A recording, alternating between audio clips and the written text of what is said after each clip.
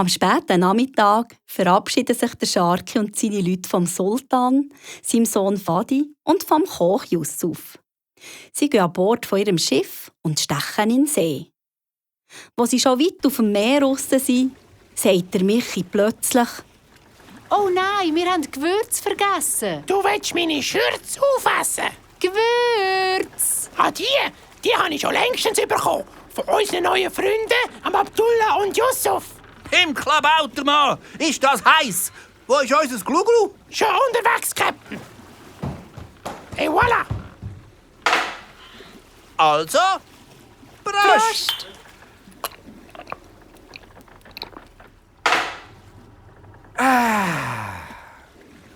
Was ist eigentlich dein letzter Wunsch?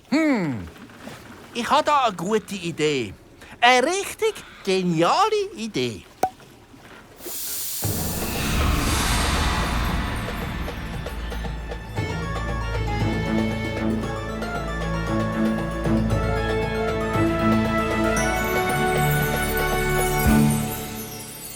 Wie kann ich dienen, o Herr?